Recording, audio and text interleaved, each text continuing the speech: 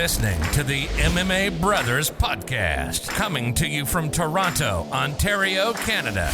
Your source for UFC news, previews, and post-fight coverage. Hosted by your favorite duo, Daryl and Asher. Let's get it started. Hello guys and welcome back to MMA Brothers Podcast. It's Daryl. It's Asher. And we're talking UFC post-fight, Thiago Santos versus Glover Teixeira. We're going to walk you through the results and the fights and how we think they broke down. Asher, what did you think about the fights? Yeah, they were pretty good. I'll let you go to share your screen and then we'll look at them together. So the main event was obviously something else, and there were a few bangers on the main card as well. So I guess we'll start with the first fight on the main card, which is Claudia Gadelha versus Yan Xiaonan. Now, Yan Xiaonan, the lady is a beast, obviously. I think I may have picked against her. I think I picked Claudia to win this one because of the wrestling. You did. And after the first round, I was like, yo, you see what I'm talking about? Like, Claudia's wrestling is too good. But then, after the first round, Yan Xiaonan was just jabbing her and just striking like there's no tomorrow.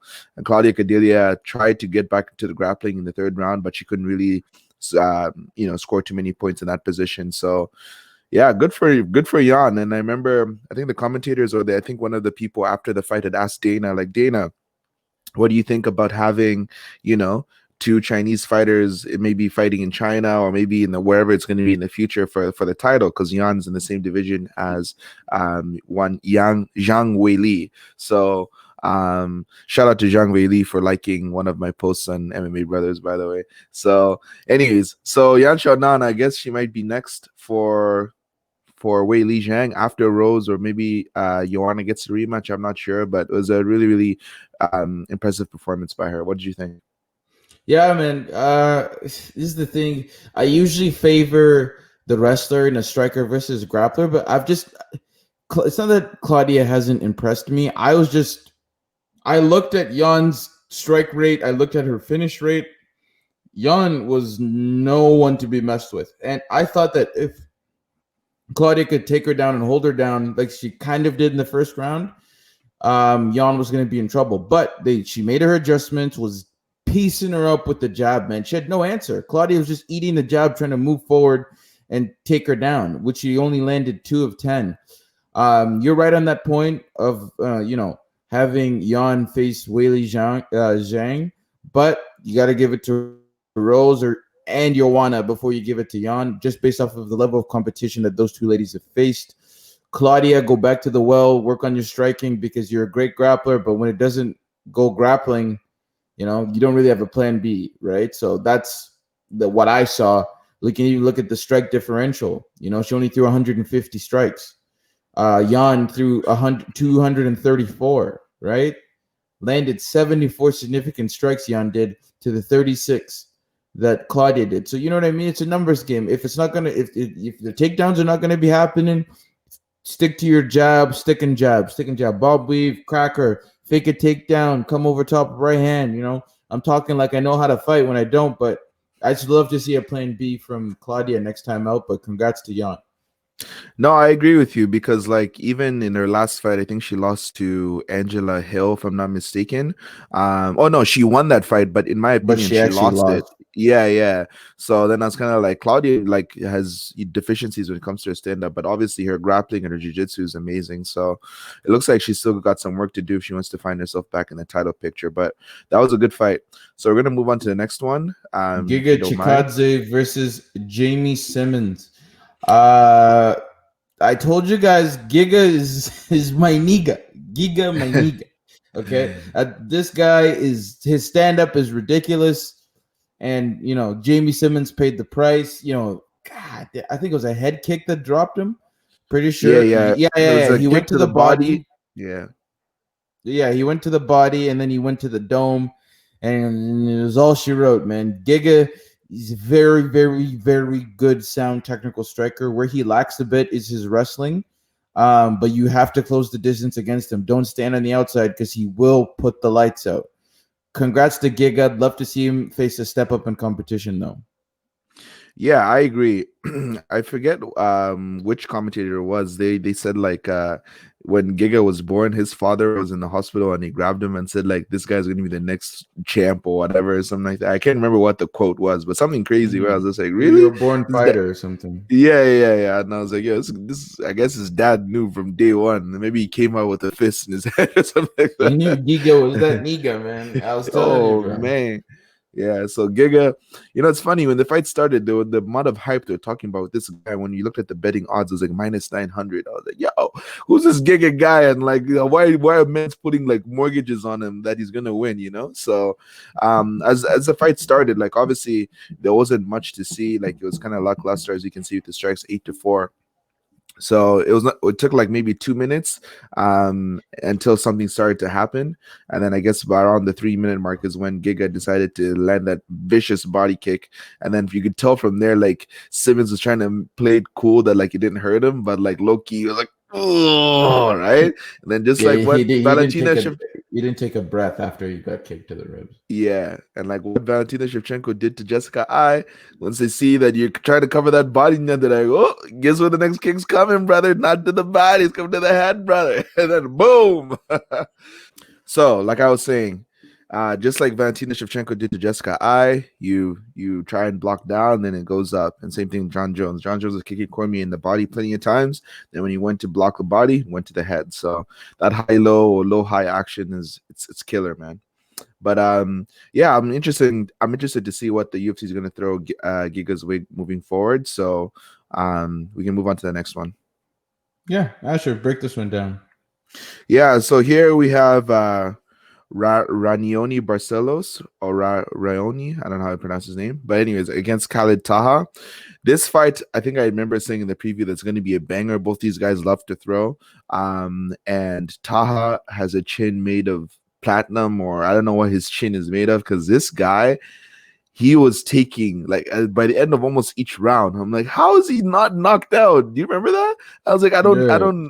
Listen, I couldn't anyone believe who can what. absorb that many strikes just over and over again, and it wasn't like it was jabs. He was getting hit with right hands, left hand kicks. I'm like, God Like damn. uppercut, left hook, right hook, straight knee, and I'm like, yo, Taha is just not going down. The guy's just like, let's go. I'm like, yeah, this guy's mad. So I think this is one fight of the night. But yeah, Barcelos, he's unranked and he should be in the rankings, but then again, bantamweight division is just full of killers.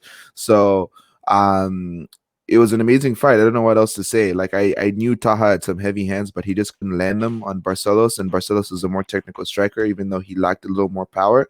It was a fun fight. What did you think? Yeah, I echo everything that you said. I think Khaled just needs to learn. When I say my critiques of a fighter, I'm not speaking from a person who knows the art from physically practicing it. I just know it from like a theoretical standpoint. I think that Khaled needed to incorporate a few more leg kicks, land something, touch him. Because he was throwing a lot. He out threw Raoni, but he didn't land nearly as much. He only landed 31% of his total strikes, whereas Raoni was sitting at 59%. Right. So I just think that once again, plan A is not going correctly. Plan B, I can't. Your coach, I just can't get a hold of him. All right, shoot, take him down. Clinch, work other angles. Kick, leg kick. Because don't stay on the outside and get pieced up the way you did. You know what I mean? Shoot. You Yeah, get flying knee. even his leg was getting chewed up. Like it switched stances plenty of times because like he couldn't take any more leg kicks. Yeah, exactly. Shoot the gap, close the distance. If you get clipped, you get clipped. You go out on your shield. But there's not much more I can say. Congrats to Raoni Barcelos, Khalid Taha. Your chin should go in the Chin Hall of Fame. And we'll move on to Andrei Arlovsky versus Tanner Bozier, the Canadian. Andre came out of this one with the dub. I gotta tell you, man, I don't know how they gave it to Andre. I was seeing Tanner be the aggressor. I was seeing Tanner land more shots, as you guys can see from the total strike count. One thing I will say is Andre hit him with harder shots, but Tanner hit him more. And neither of the guys went for a takedown. Tanner had octagon control. I'm struggling to see how you give this one to Arlovsky personally. I just don't. UFC judges. It was We it should was have. it was a Mhm. we should have what? We should have UFC judges explain why. I honestly, when I was watching this fight, it was one of those where I'm like, man, Tanner, like you're way better than this. What the hell are you doing, man? Like, I don't know if you're scared of Arlovsky or whatever it was, but I'm like, man, just throw a nice to like combo. You're gonna knock him out. Trust me, dog. Trust me, you will knock him out. Like, just do it, just go for it. And then it made me mad because I put money on him, and I'm like, yo, this guy is really, really disappointing me. He just kept on throwing leg kicks. Yes, like you see the 68 strikes, but like more than 30 of those were like leg kicks, and they weren't even like heavy leg kicks. So just kind of like tapping his leg. Doesn't matter. And then He's point fighting. He still I should get have it. won. I get it. And then you are right too in terms of the octagon control. It was more Tanner that was putting the pressure, even though it wasn't a lot of pressure. He was putting the pressure on Arlovsky. So He was first in the exchanges. He's putting the pressure on. He's outstruck him. Like there was no takedowns. So it was a pretty boring fight. How are you giving it to Arlovsky? Like someone to explain to me. Maybe you agree with the decision. In what way did you score that? What metrics? What criteria was used to give Andre the win? Because he didn't win anything. Yeah, I have no idea. I thought it was a weird decision as well. I was kind of like, I didn't really. And it was a unanimous decision, wasn't it? I'm pretty sure. Yeah. How can you gave 2 rounds to Arlovsky? Which ones? And but I understand. But on the flip side, though, like Tanner should have fought better. Like he can complain, being like, why didn't they give me the score? Which I agree that he should have been awarded the decision, but. The way he fought, it was pretty brutal. Like it's like, come on, Tanner, you're better than that. Like no. Now stop. He outstruck him, right? 6-16. Tanner outstruck him. Second round, outstruck him 23-13. Third round, outstruck him 29-14. Tell me where you give that to Arlovsky. Where? I'm struck. I'm literally. How do they score this? Right? They use octagon control. They use striking. They use grappling damage. Well, like you can't. Well, yeah, he landed the harder shots, but he also got outstruck. Right? That's like, I don't know, man. I was pissed off at this decision once again because there's no numerical or other way to prove them right. The numbers. Yeah, I wasn't happy with it either because they lost money, and I was like, yo, what the hell? No, your money aside. Do you understand what I'm trying to say? Like, there's no, of course. Like, what did the judges see other than, okay, yes, Andre did land more right hands. Okay, cool. You value a right hand more than a leg kick when it did the same amount of damage? Like, was Tanner stunned? Did Tanner get wobbled? Never. So I don't get, you know what I'm saying? Was Tanner's face cut up? No. Was he battered and bruised? No. So, like, what do you, I don't know, man. I was super pissed off when I saw it. I said, really? I don't know. Yeah. This judging is absolutely atrocious because there's no way to back up anything that they did here. Like, how did all 3 of you see the same thing numerically that's incorrect? No, I know. It was a brutal. First of all, it was a brutal fight, and then brutal decision after. So it was pretty boring. I was just like, man, this is one of like the worst heavyweight fights I've ever seen in my life. So it was up there. But anyways, we can move on. I don't want to talk about this fight anymore. I don't know. Glover Teixeira's chin, like I thought it was dusted, and once he fought, what's his name?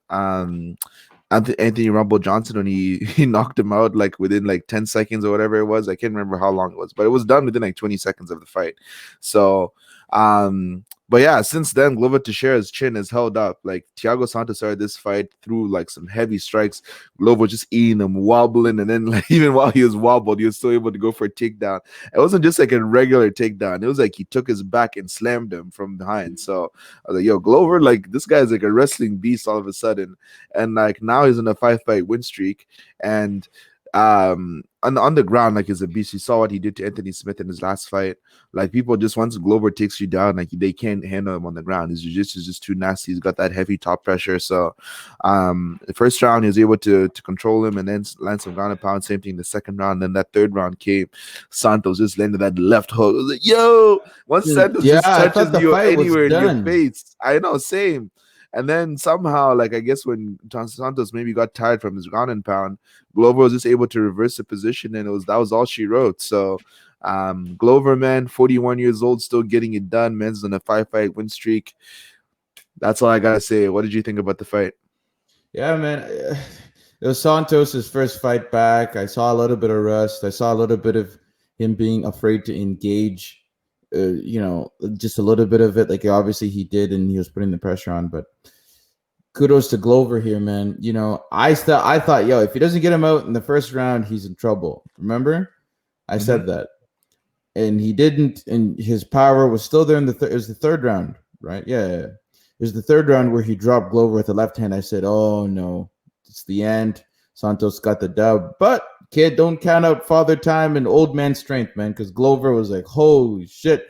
It reminded him of Rumble. And then he's like, okay, this time I'm actually going to defend myself when it gets to the ground. So, good on him, man. Do I think that he has – I think he stands a chance against Jan Blachowicz. He stands a chance. Glover does. Do I think Glover beats anyone of the top 5 in the light heavyweight? He can. He very well can. I'd love to see him go at Jan. I don't want to see him face Izzy because at the end of the day, like Izzy should only be fighting title fights, right? Of title holders. So you gotta go. You gotta go Jan versus. You gotta go Jan Izzy. Jan wins. Jan faces Glover. Jan loses. Jan faces Glover because Izzy's vacating that belt anyways, right? So it doesn't really matter. What I was gonna say though is if Glover can take a shot from Santos, I have 100% faith he'll be able to take a shot from Blachowicz. Like, I know the ones that listen. I know the ones that like you don't see, they're the ones that knock you out. So don't get me wrong. I know it's not always power that knocks people out. But what I will say though is Maheta, like I'm like 90% sure that he hits harder than Blachowicz. And Santos and Blachowicz fought, and guess who got knocked out? Blachowicz. So that's what I'm saying. Like, yo, Santos is not that guy, man. So like even Glover was like, bro, Santos touched my head and I almost went out. You know what I'm saying? So like Glover can take a shot from Santos. He should be like confident he can take a shot from Jan because like I don't think the power is the same between those two. I mean, the guy has a sledgehammer tatted on his chest. You know what I'm saying? Like clearly this guy has power. You know what I'm saying? Brazilians just move different, man. So yeah, Santos, like I know they were saying that he may have come back a little early. I think he looked ready. Maybe the only places that he could have worked were his like wrestling, jiu-jitsu, and his cardio. Maybe that could have lacked because of being out for more than a year from those knee surgeries. So otherwise he did look pretty good, especially in that first round. So I don't know what's next for Santos, but everybody knows what's next for Glover. That's that title shot. But I do think I want to see Izzy versus Jan rather than Glover versus Blachowicz. But I do think that Glover is more deserving 100%. But yeah, in terms of Santos, I'm not sure who they're going to give him next.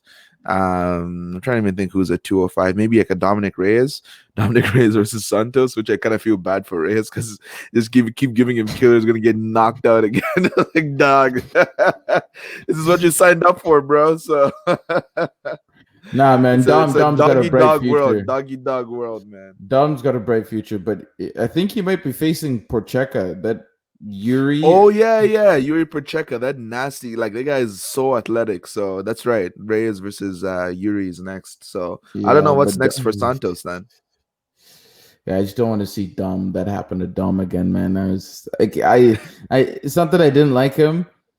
I just thought that he didn't win against John Jones, but god damn, the way he got knocked out, I was like, it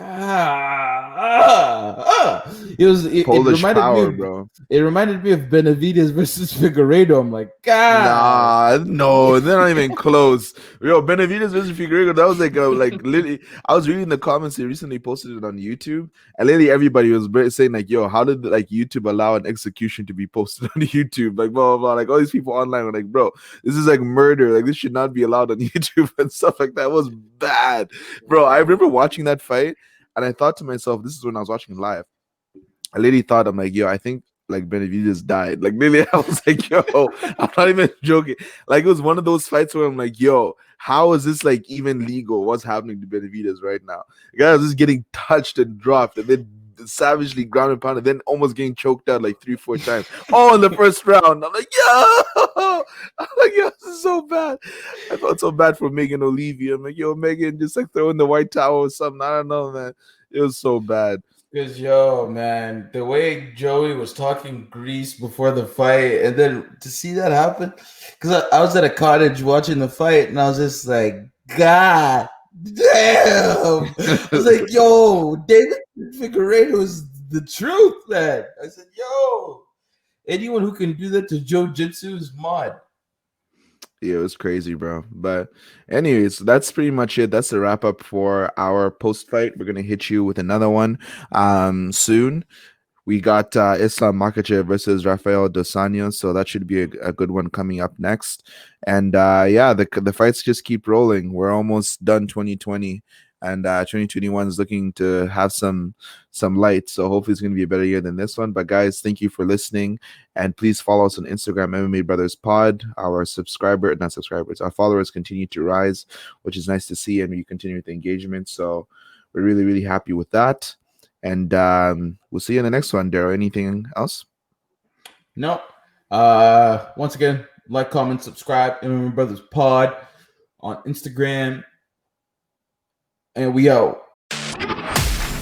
Thanks for listening to the MMA Brothers Podcast. We hope you enjoyed this episode, and if you did, please give us a follow on our socials. You can check out a description of this episode for more, but don't forget to connect with us on Instagram at MMA Brothers Pod. We'll see you on the next episode.